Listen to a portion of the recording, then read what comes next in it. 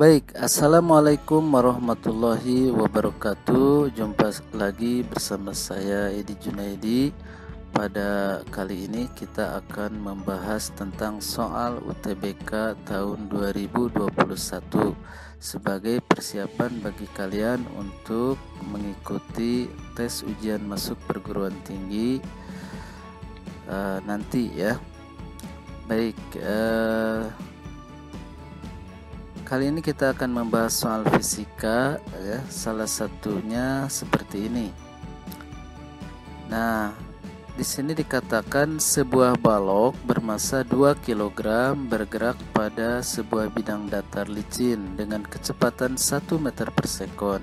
Selanjutnya, balok menuruni sebuah bidang miring dengan kemiringan 30 derajat dan mengalami gaya gesek sebesar 7 Newton.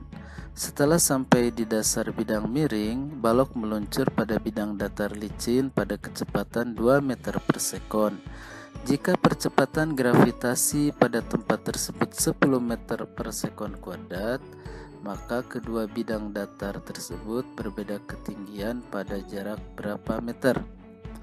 Baik ya, untuk menyelesaikan soal ini ada beberapa tahap yang akan kita lakukan.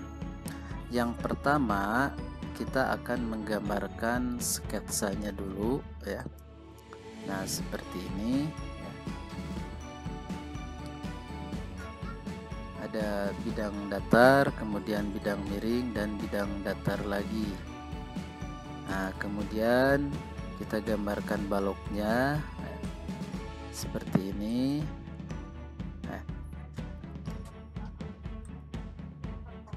Oke, jadi pertama balok ini bergerak di atas bidang datar yang licin, ya.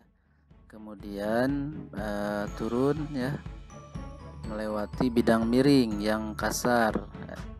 Nanti sampai ke dasar bidang, ya. Nanti akan bertemu lagi dengan bidang datar ya, dan bergerak ya, di atas bidang datar yang licin. Nah, langkah yang kedua ya, kita gambarkan gaya-gaya yang berpengaruh pada balok ya. Nah, untuk di bidang datar yang licin ya, itu baik yang atas maupun yang bawah itu tidak ada gaya gesek ya, karena licin. Nah, kalau pada bidang miring karena kasar ya, maka di sini ada gaya gesek yang berlawanan dengan arah gerak benda. Nah, kemudian gaya yang kedua ya, itu di sini ada gaya berat ya, M kali G ya, W sama dengan M kali G yang menyebabkan balok ini turun ya ke bawah. Nah, untuk gaya berat ini ya, karena di sini tidak terletak pada bidang miring, maka kita uraikan menjadi komponen horizontal dan vertikalnya. Nah, untuk yang vertikal tidak saya tuliskan karena tidak mempengaruhi gerak benda. Yang horizontal yang akan kita gunakan ya, yaitu MG sin 30 derajat. Nah, setelah kita uraikan gayanya selengkap mungkin, langkah berikutnya ya, kita pilih konsep apa yang akan kita gunakan ya. Di sini ada dua konsep. Yang pertama konsep usaha energi, yang keduanya menggunakan konsep hukum Newton. Nah, yang akan kita pakai di sini adalah konsep usaha energi karena ini lebih mudah dan lebih cepat ya, lebih simple. Baik, berdasarkan konsep usaha energi ya, usaha itu adalah perubahan energi kinetik. Nah, usaha sendiri itu simbolnya W, perubahan energi kinetik EK2 dikurangi EK1. Nah, untuk usaha itu rumusnya adalah jumlah gaya dikalikan jarak ya. Nah, di sini kita lihat ya,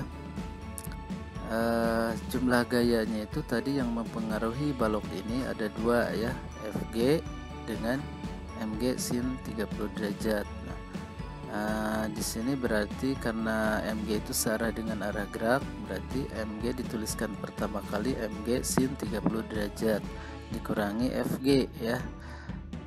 Di sini dikurangi karena FG itu berlawanan dengan arah gerak. Dikalikan S ini adalah jarak ya yang ditempuh oleh balok ini dari atas ke bawah atau panjang bidang miringnya, sama dengan setengah mv kuadrat ya dikurangi v1 kuadrat. Ini rumus energi kinetik ya. Nah, setelah itu kita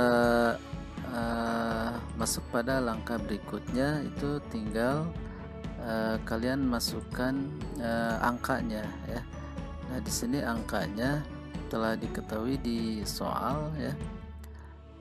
Nah, untuk M ini kan 2, kemudian G itu 10, 2 kali 10 9 20, sin 30 itu setengah, FG nya daya geseknya 7 dikalikan S sama dengan setengah dikalikan M nya 2, kemudian V2 ya, kecepatan balok di bidang datar kedua itu 2 dikuadratkan jadi 4 ya, dikurangi V1 itu 1 ya, kemudian dikuadratkan jadi 1 ya.